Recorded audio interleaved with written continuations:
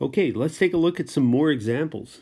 This one is not a polynomial. Okay, this one's a radical function. It's going to involve some different types of algebra here, but of course, the formula is the same. I didn't write any instructions. The instructions are the same.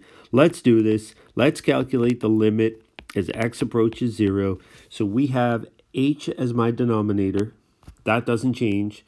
We have two sets of brackets. So in my second bracket, I just write the equation that we're given. And in the first bracket here, I take my equation and I replace the x with an x plus h. So I end up with x plus h plus 2. Okay, so you might say to yourself, all right, what am I supposed to do right here? Okay, there's nothing to multiply out or anything like that. And that is true.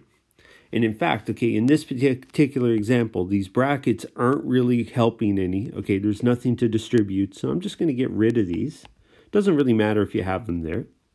But one thing I notice right now is because I have radicals and I have a binomial, then one of the techniques of limits that you have learned in this situation is to use conjugates.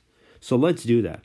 Okay, let's multiply this by the conjugate, which is root x plus h plus 2 plus root x plus 2. So notice that I'm not changing any of the signs inside of the square roots. The only thing I'm changing is the sign in between them. And I have the same thing on top and bottom. And then once again, okay, let's just remind ourselves that when you're doing these, okay, you don't distribute out anything that is not a conjugate. So on the denominator, okay, I'm just going to keep this in factored form. I'm just going to write the two things together. And on the numerator, because they are conjugates of one another, I can work that out. So remember with conjugates, the shortcut is just to multiply the first terms together. So the root x plus h plus 2 times itself is just x plus h plus 2. And then we look at the second terms in each one. Root x plus 2 times root x plus 2 is x plus 2. The only thing you want to keep in mind here is that we are subtracting a binomial. So having each thing in brackets is a good idea because in the next step, that minus is going to get distributed. So that's something you want to keep in mind. So next up, okay, what I'm going to do is I'm going to try to simplify it. Okay, so what I'm going to do is I cannot simplify the denominator. So I'm going to leave that as it is. But on the numerator, okay, I really have x plus h plus 2 minus x minus 2. And once again, just like the previous example, you see some things canceling. Okay, we have x and minus x cancel, 2 and minus 2 cancel. So I'm left with just an h on the top. So what I'm going to do is, once again, okay, I'm just going to bring this up here.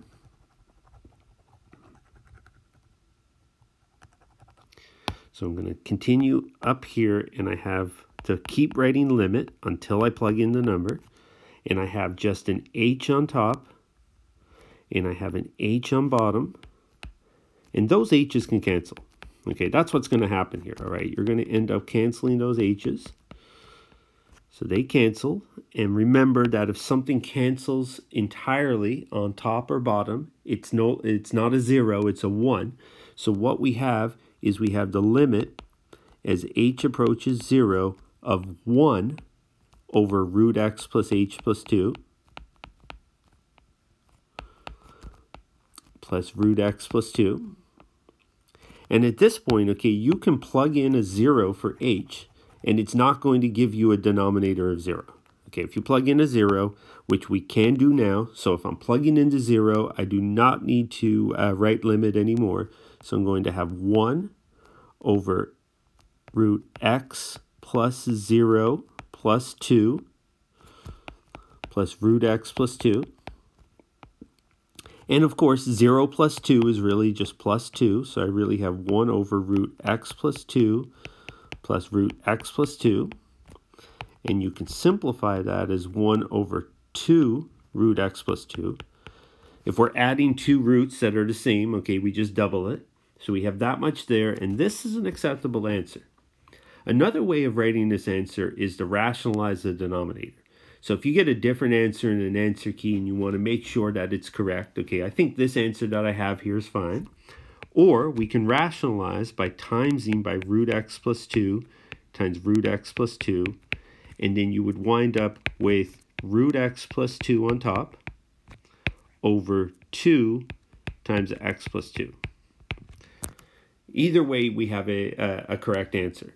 So once again, okay, what I would do for this right here is I would just rewrite my solution using the correct notation. So if I was given y, I should write y prime is equal to 1 over 2 root x plus 2, or the rationalized alternative.